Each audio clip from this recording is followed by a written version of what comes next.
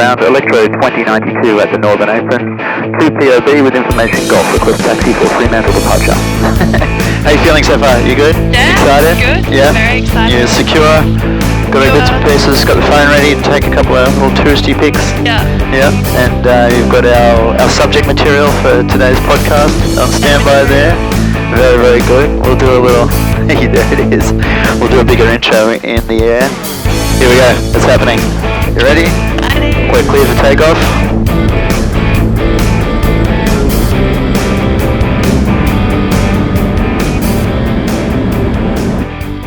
If you do need to adjust your aircon at all, just swivel that little guy. Perfect, thank you. They She's smooth. She's yeah, smooth. the air's nice and smooth today, which is helping, but we don't have any vibration in electric. Normally the engine would be like and really shaking the plane, but we don't get that in this beautiful beast. Hi Mike, Victor, maintain 1500, join downwind runway 24 right. Maintain 1500, downwind 24 right, my Victor. Cool. So this is our typical traffic pattern. We kind of climb out a little bit, and then when we're at a certain height, we turn north. Another aircraft is going to fly over the top of us, which will be exciting. We'll see them pretty soon. Amazing. They're just over Adventure World now. You might be able to see them there. Yeah.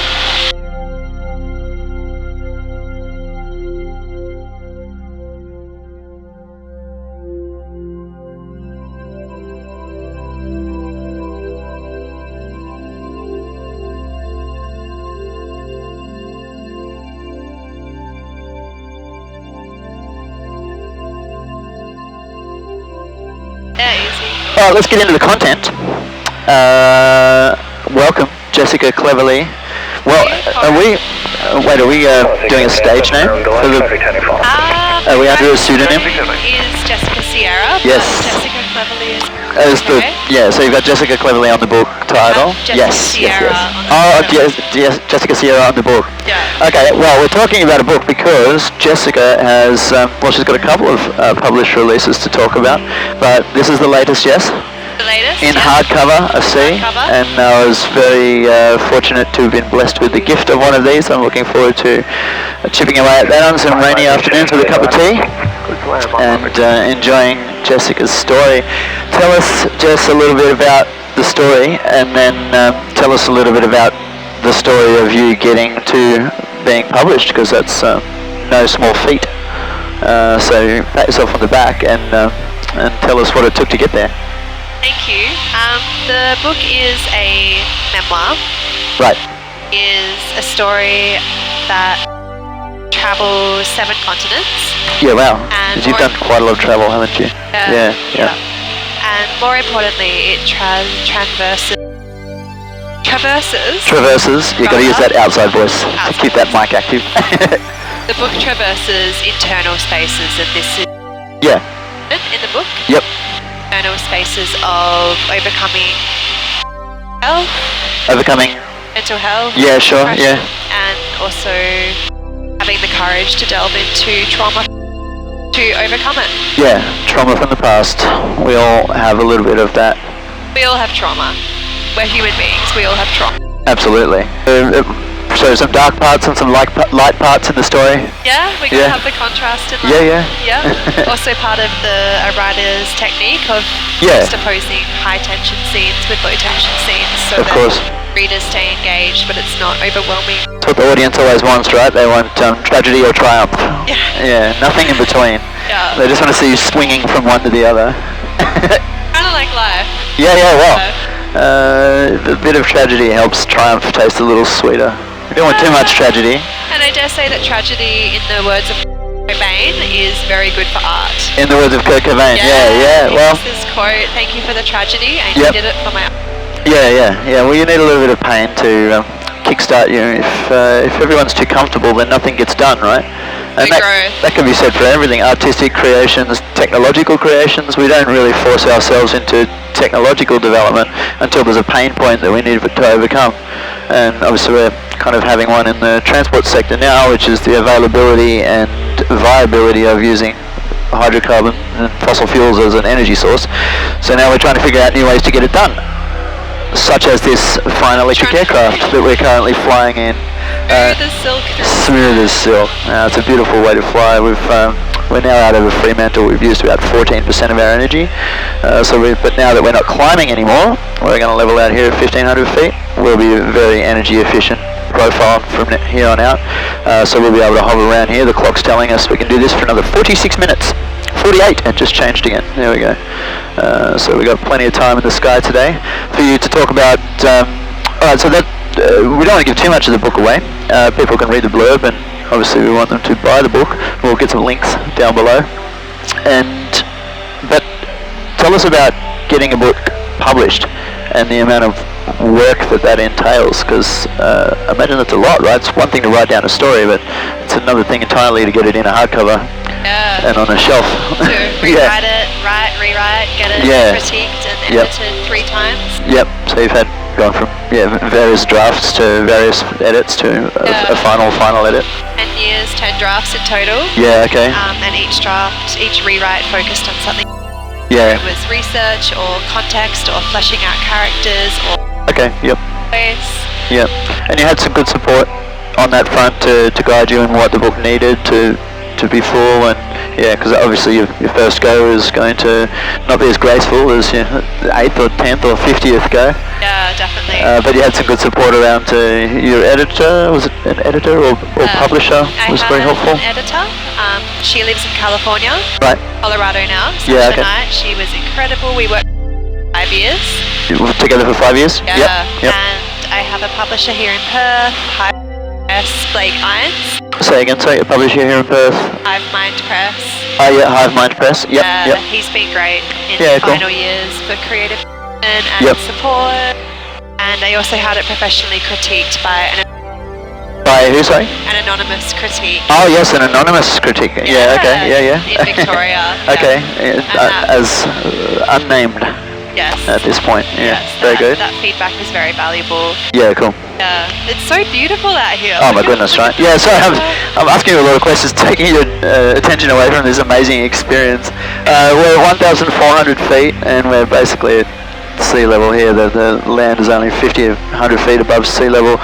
And you might be able to see out the window that we've got a beautiful inlet and part of the Swan River on one side with a few marinas and yacht clubs, and then on the other side is the ocean, which is calm and lovely today. There's very little wind. It's so nice out there, and it always looks so stunning. We're so lucky here.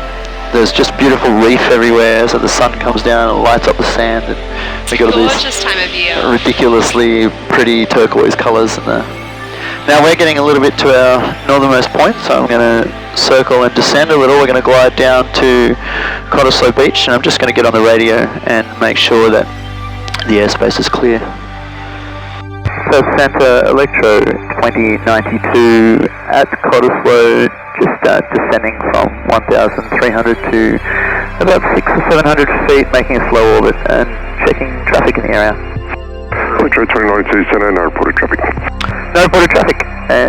Thank you very much, Electro 2092. We're currently in the glide. How exciting! Power is off. We're just floating along and gliding. Gliding, yeah. Which is, I mean, every plane glides. Most of them don't do it as graciously as this one. We're still cruising along at 66 knots, which is literally our best glide speed on the dot, and we're descending at 500 feet per minute. So like I was saying before in our emergency procedures, if we had a major malfunction or a bird strike that damaged the propeller, we've got this amount of time to make an emergency procedure plan and get to a safe landing area. We don't just like plummet out of the sky like a helicopter might. And our safe landing area would be well, here it'd be the beach, and unfortunately if there was people on the beach, which there are a few because it's a beautiful day, we would have to land in the shallow water, which would not be great for the plane, but it would mean that we live, and we'll prioritize our human safety over the plane's safety. Okay, we're at our lowest height now, so I'll get a little bit of power back on, and we're going to do a bit of a steep turn over Cottesloe. You ready? Oh, yeah. Yeah, so we get a little bit of power, a little bit of airspeed. Oh, wow. Centre, helicopter flight up 645. Flight 645, Center. Flight up 645, ready on the rooftop of QEG Hospital for Jandakot, 3 TRB. Very cool. We'll do a slow climb around. 645, score 3423.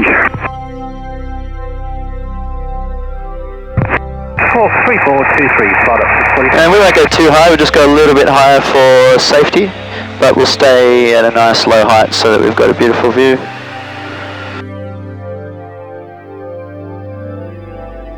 If you'd like to turn your attention to the storage area on the right in front of you, there's a black case with our in-flight snacks. Yes, please reach forward and see if there's anything in there you'd like to enjoy.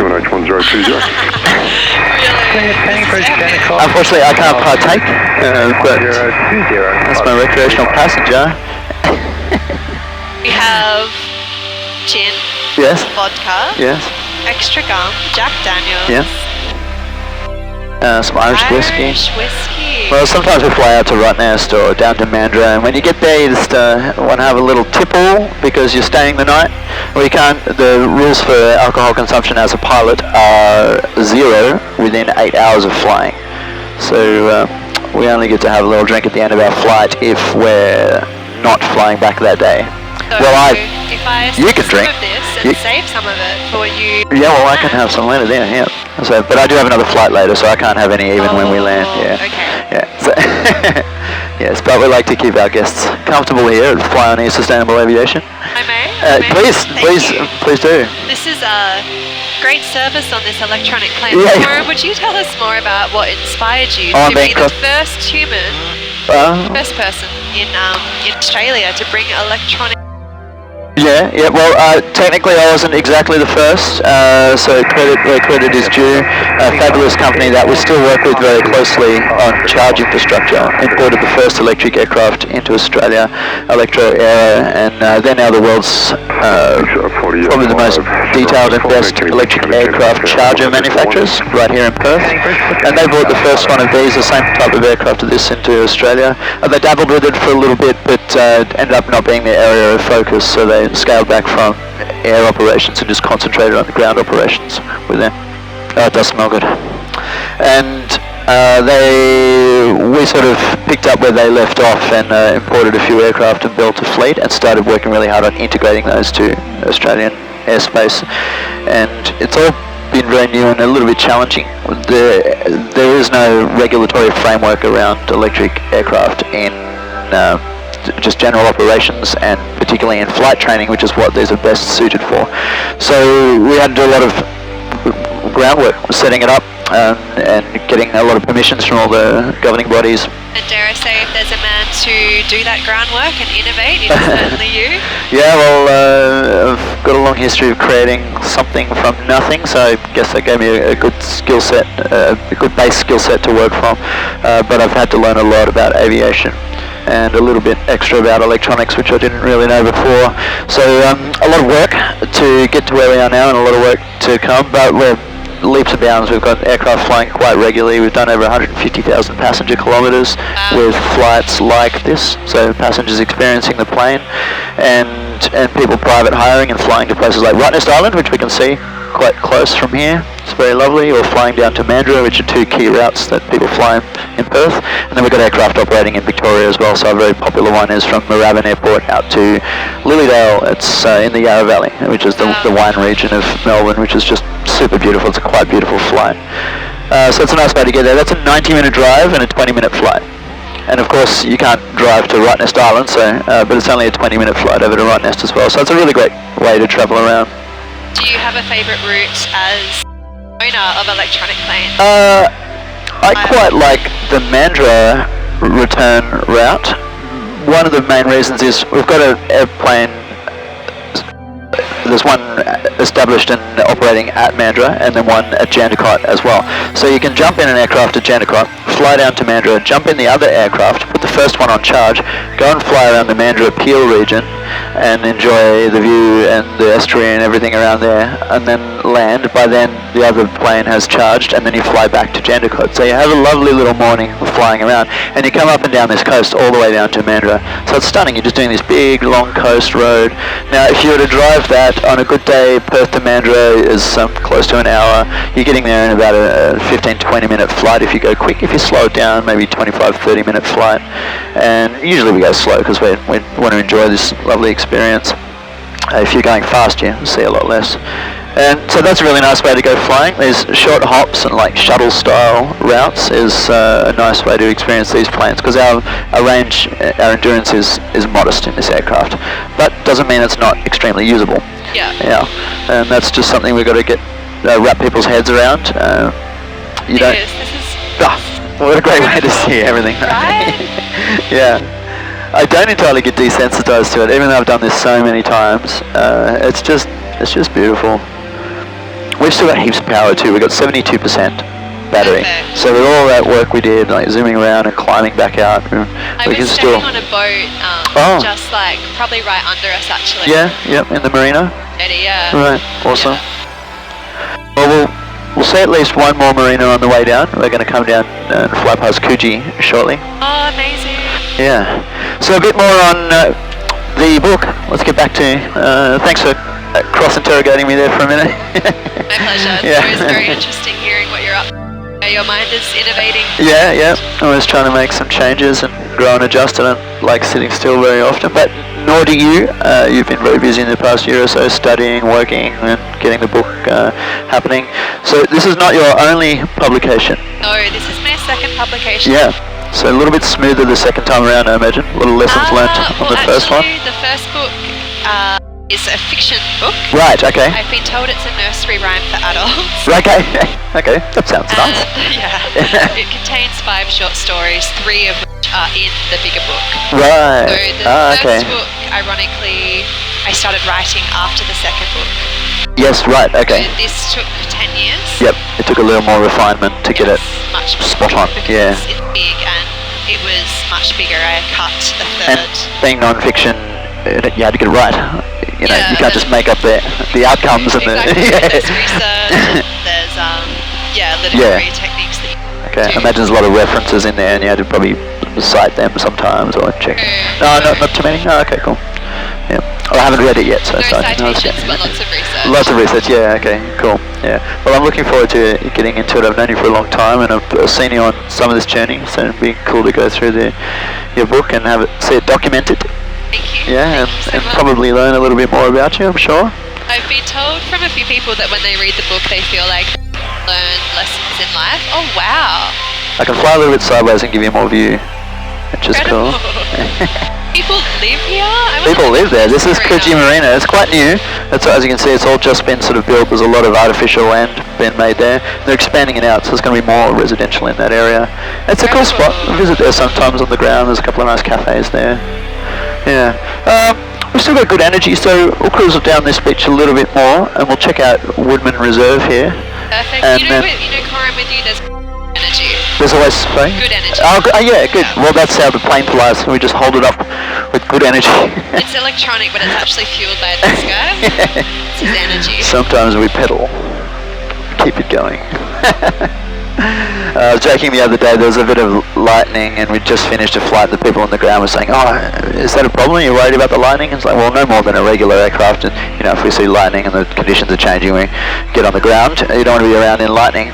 But maybe if I stuck my finger in the 12-volt socket and licked my other finger and stuck it out the window, we might get a bit of recharge. I think it could work out. I mean, they believe me for a second. I'm joking. I was in a helicopter actually during a lightning storm on my way to work. Oh, yeah. 2-hour helicopter ride. Yep. And we had to turn around. They wouldn't let us. Yeah, right. It was It gets too dangerous. Especially in a helicopter, there's less safety options.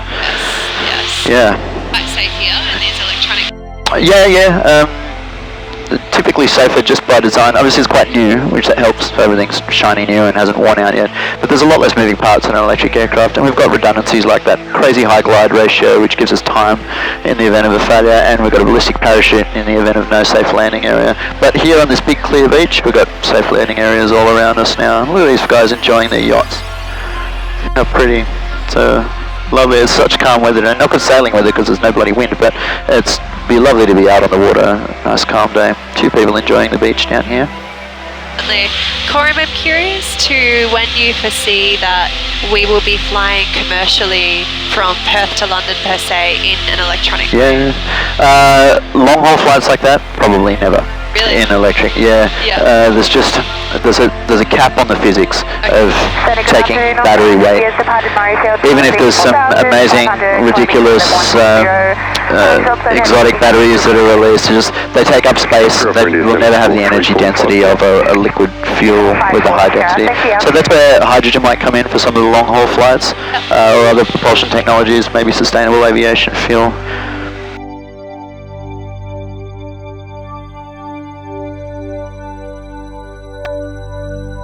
Jessica Tower, Electro 2092, approaching boatyard, climbing to 1,500 feet, inbound with information. Hotel. Electro 2092, Jessica Tower, maintain 1,500. Maintain 1,500, Electro 2092.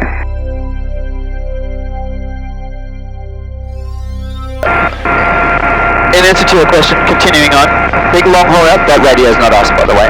That's somebody else's annoying radio out there. Hopefully they get their finger off the button shortly.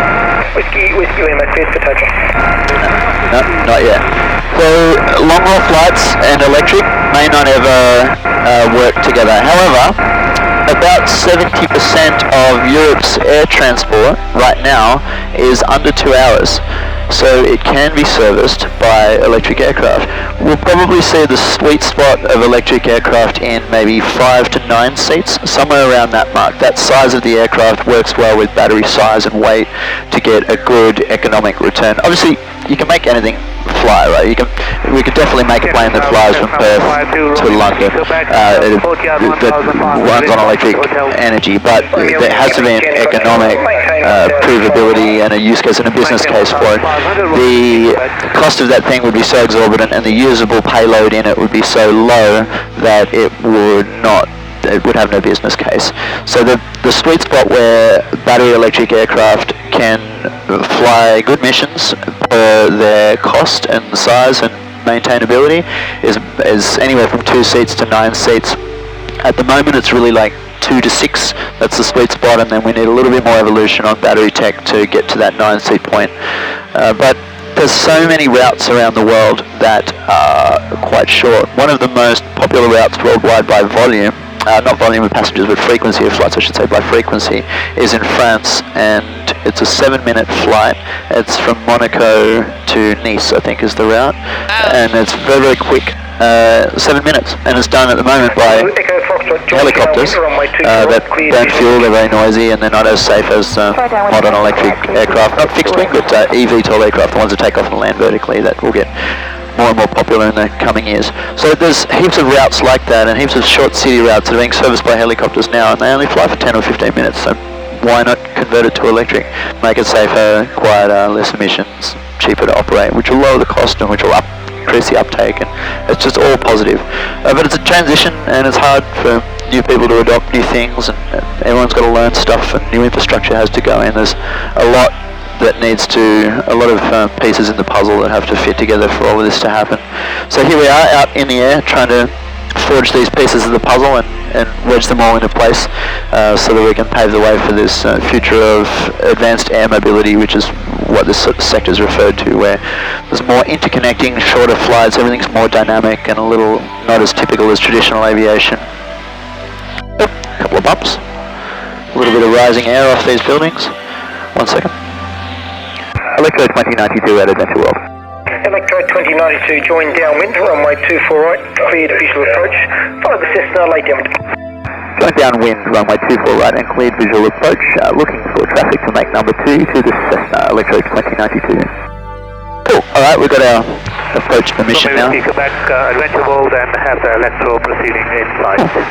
Whiskey Quebec, roger, clear visual approach, join downwind, runway 24 right, follow the Electro. And there's some traffic. Approach downwind 24 right and following the Electro, Romeo Whiskey Quebec. Jessica traffic, Electro 2092 is just going to float along at about 70-75 knots, so happy to take wide downwind and let traffic come past, if that's helpful. Electro 2092, copy, thanks. Romeo Whiskey Quebec, make a close approach as number 1 to the electro pass on the right hand side of the electro. Copy, to Romeo Whiskey Quebec. Okay, we're just deviating to the left a little and letting some traffic past us. They're a little faster than we are. And rather than burn up energy and come in quick, we'll just keep floating along at our speed, but we'll give them some space.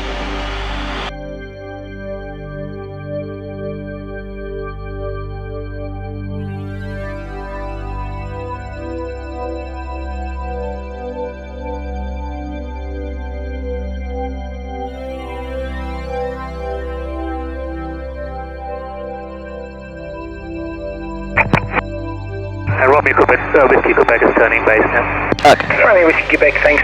Cool. Alright, so that traffic should, can't quite see them, but as I turn I might be able to see them now. So we'll get back our speed and height a little bit and should be able to see that aircraft somewhere. Romeo Whiskey Quebec, thanks for that. Clear to land. Clear to land, Romeo Whiskey Quebec.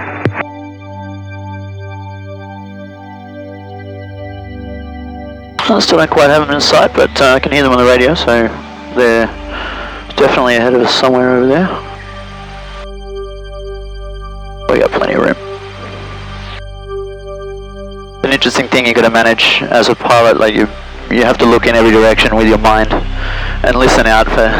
So you're constantly building in your mind. You're building this a spatial observation of other traffic coming and going, as well as what you can see with your eyeballs, and you try and get those two to match up as often as you can. To a whole nother level. Yeah, it's a lot. They say men can't multitask, but you are forced to multitask with quite a bit of competency when you're flying a plane. So it's definitely. No, I've got that traffic in sight now. They're just about to touch down. Yeah, there's no option to not multitask out here. You've got to be very active on all things. 3D as Yeah.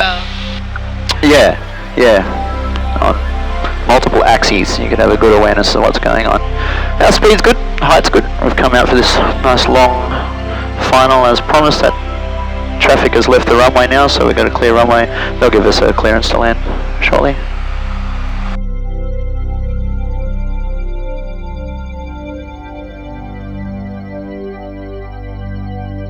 Electro 2092, clear to land. Clear to land, Electro 2092. There we are. Okay, so we have permission to touch down.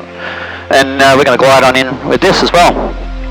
Pretty much. I'll probably have to add a touch of power here just to regulate our height, but mostly we'll be gliding, which is just another fun thing this plane does. Basically every approach is a glide approach to the airfield, which is typically in a regular plane you might be at idle at this point, but the prop's still spinning and still producing thrust. And then some planes that are less graceful through the sky are not quite as aerodynamic. You've probably still got a bit of power on to keep a controlled rate of descent. But in this bad boy, we're quite often, like now, power off. And if my timing is right, we'll be power off for the rest of this landing procedure. Which is nice and quiet for the neighbours.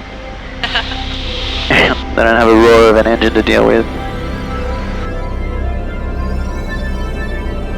See these little lights off to the left? When two of them look red, we're at the perfect height, which should be right now.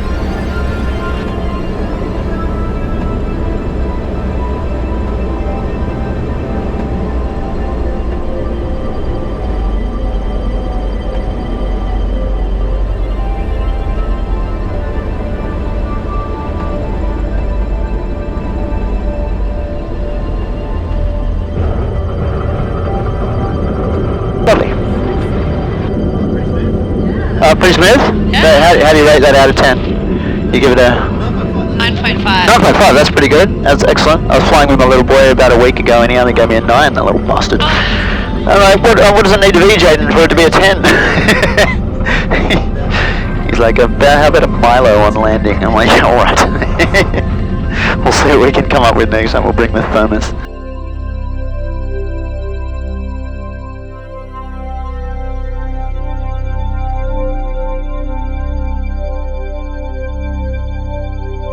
How was that? Oh, you're toasting? I still can't have any. I'm still operating the aircraft and still flying later. I can just smell and dream It smells to keep the oil. If you're chatting, you've got to keep the mic up high, but yeah. So how do you rate? That was your first electric flight. How do we rate? 10 out of 10. 10 out of 10. It's a pretty cool experience, hey? Have you flown in another small aircraft other than the helicopter recently? Yes. Yeah? Yeah, when I tracked to Everest Base Camp, we left